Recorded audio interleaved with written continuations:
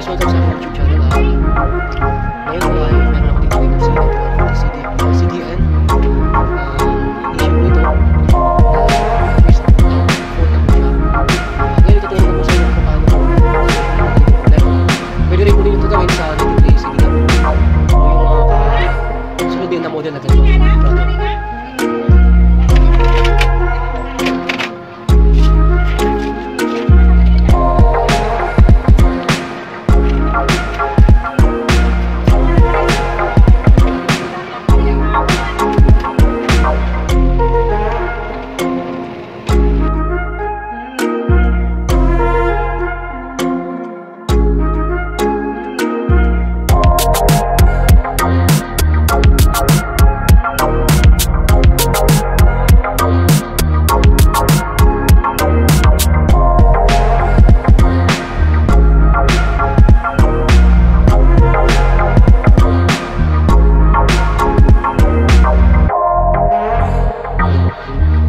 Ito po yung gagawin po natin.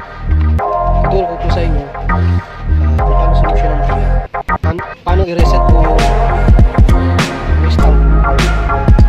So ngayon, pangit po yung lahat ng voltage.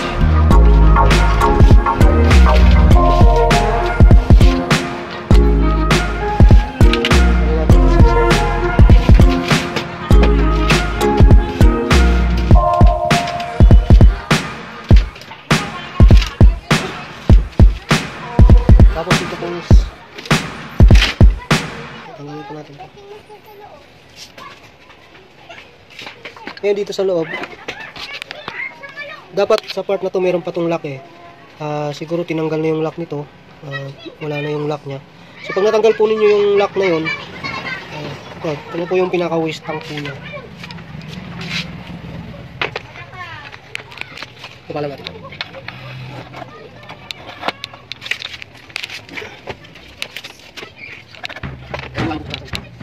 So, ngayon, para mabaklas ko natin ito, dito lang po yung mga lock niya. Madali lang. Ayan.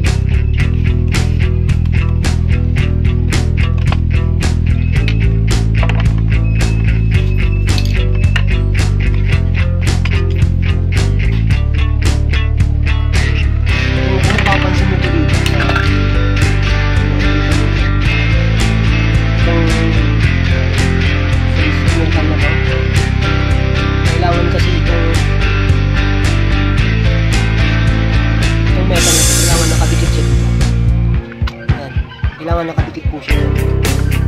So, para may reset po natin siya, natin sa video. Ayan, dapat ganyan po yung position. Nakatitid dapat dito. Magka-touch dapat ang dalawa.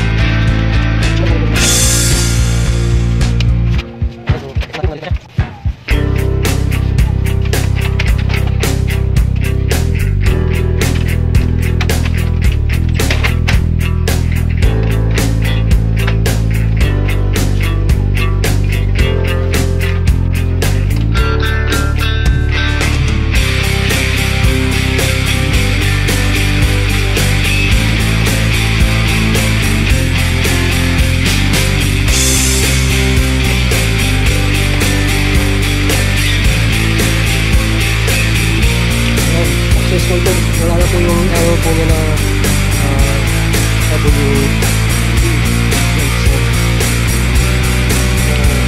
yung process po ng pag-reset po ng result po nitong 9140, same lang din po sa process na pwede po ninyong gawin.